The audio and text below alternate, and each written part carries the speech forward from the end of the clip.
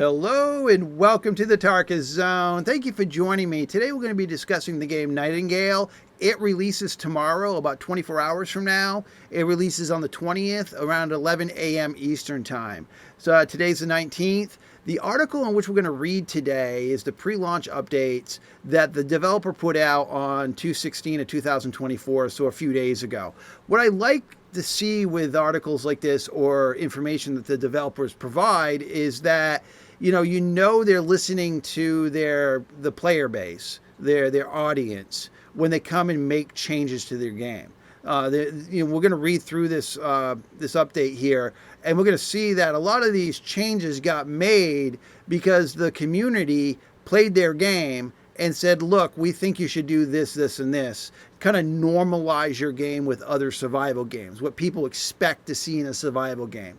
And, what's great about the gaming industry today is many games are hitting the market in the survival category, and we've seen all sorts of games the last few years. And as if you've played any of them, as you know, a lot of them share the same type of functionalities. They have each game has its own flavor, its own soup, let's say, the meat and potatoes, but the actual core and how the UI works or how you expect certain survival aspects of the game, they all seem to have a normalized understanding across the board. And I think, some of these updates we see here in this article kind of reflect that they kind of went a different way in how they wanted to have their UI set up, and they kind of went back to, okay, yeah, we're listening to you folks. We're going to try to make this easier. So I'm just going to, cherry pick some of this, and we're going to read it. I'll provide the link to this article below in the comments. So with Nightingale's early access launch just a few days away on February 20th, we wanted to share with you some gameplay and feature updates before we open the portals to the Feywilds. If you have any questions or feedback on the topics below, then jump into the official Discord, which I can provide again below, and then let them know what you think. So the HUD updates, they've made some updates to the HUD. If you understand what that is, if you played video games in the last 10 years, that's this front, what you see, other sub folders like inventory screens and how you interact with objects. That's part of the HUD too. But the general HUD, meaning that, what your hotkeys are going to do, what your stamina, energy, magic, or hit points are going to do, heat, cold effects, those are usually on the main HUD, what you see when you're playing the game. So the hotbar now goes from 1 to 0, so that's 1 through 9, 0 included. Can be rebound in the settings. The default 1 through 5 keys are still the main hand, which is the right hand, and then the off hand, which is your left hand, is still the default link to 6 through 0, but it sounds like you can remap some of this if that's what you want to do. They changed the status bar presentation, added icons per status. The HUD will fade out when no actions or survival pressures are triggered after a short period of time. So that means if you want to do a screenshot, you might just stand still for a second, and then the everything you see there, the hot screen, your hit points, they fade away. So you get a clean, crisp picture if that's what you want to do. If you're in first-person view, and if you're in third-person view, which I had said in a previous video, is your F5 key. So if you hit F5, you'll go in third-person view. And I imagine the HUD also will disappear if you don't do anything during, a certain amount of time. Additional UI updates. Equipped items, gear to hotbar no longer show in your inventory. So you can drag and drop items from your inventory into your hotbar. So that's what I mean. In normal survival games, that's kind of par for the course. If I open up my backpack or my inventory, I should be able to drag a sword down to my quick spot. And so that if I put it in the 1 command, if I hit 1, I sheath it or I do an ability with it. So not being able to pull things out of your inventory and slap them down to the hotbar, I would say that's kind of a dirty way of doing it. So it looks like they listen to people and you can now do it. You can bring things, even food or potions, dragging them directly down into the hotbar. That's what I like to do. I mean, I imagine they had some other interface to get them down there, but I don't know what that was prior to their HUD change. Stamina bar is invisible when not active. So if you're not utilizing stamina, the bar is not going to be visible. Crafting recipes have been changed to text rather than cards. When in a menu, other menu screen options are visible in the top bar. Damage numbers can be turned off in settings. So if you don't want to see damage numbers rolling past while you're fighting something or hitting a tree or doing whatever you're doing in the world to damage something, you can shut those number rollings. I know with some games like Power World has it, right? And you sit there and you fight for hours, you know, in that game. And then when you sleep at night, these numbers are rolling through your dreams. And even when you shut your eyes after playing for an hour, you can see the numbers still rolling. So I can see why you'd want to shut them off. There are some people that just gets burned into their retina and it drives them bonkers. So being able to shut the numbers rolling through the damage. Okay, so to sheath items in your hand, you press the H button now. But I imagine if you've got it in a hotspot like 1 and you click 1, it should sheath it too, or maybe it just activates it like you start attacking. Not really sure. You can now activate streamer mode in the settings menu. This will prevent your character name being displayed as you play the game, and therefore avoid creators being bombarded by party invites if their audience can see their name.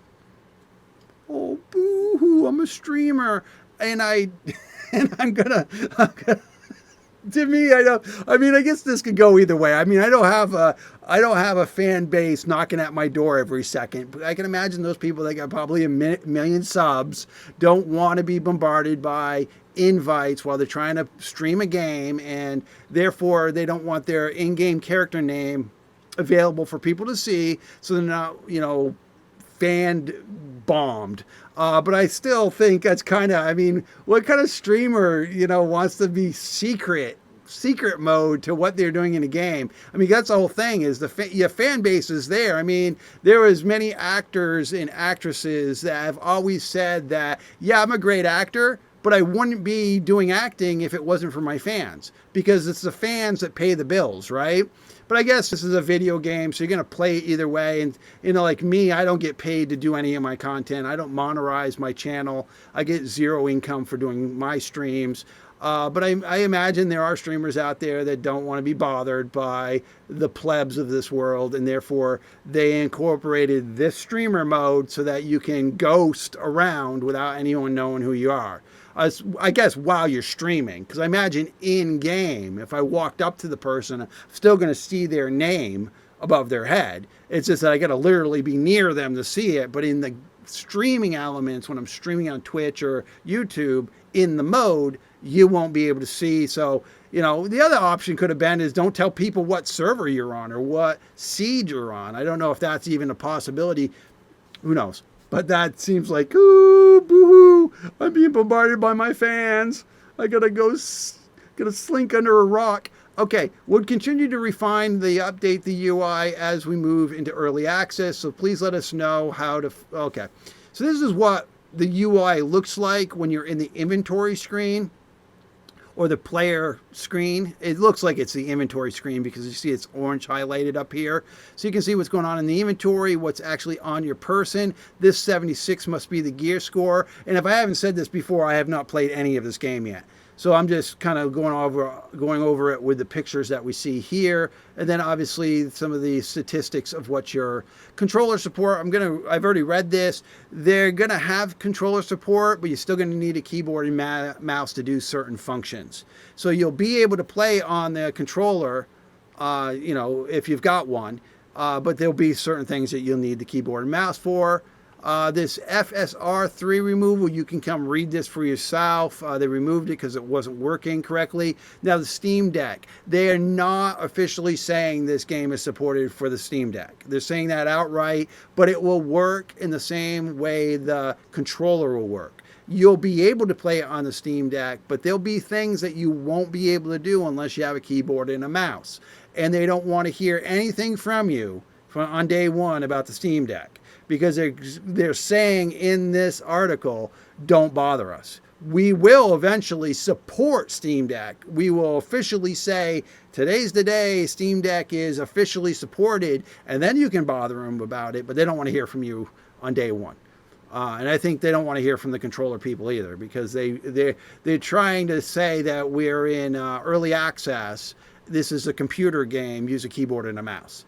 But if you have other reasons you need to use other things, I mean, when it comes to me with the controller too, is there's a lot of people that are physically disabled, and a controller works better for them than a keyboard and a mouse. And I can understand the appeal to wanting a controller. And those people that have grown up years and years earlier than me, born earlier than me, because I'm old, most of your people that are younger have grown up with a controller in their hands. You know, the Xbox, PlayStation, that's a norm, you know. So you when you developing a video game nowadays, you're going to make sure that it's controller supported, and it makes sense that they're going to get down there and have it cleanly done in the future, so that you won't need a keyboard and a mouse. You'll just be able to controller it, and it opens up a larger marketing audience for them, because again, the younger audience, I mean, I even grew up with a console in my hand. It's just that as an adult, I just find that a keyboard and mouse is just better for my gaming preference than the controller is.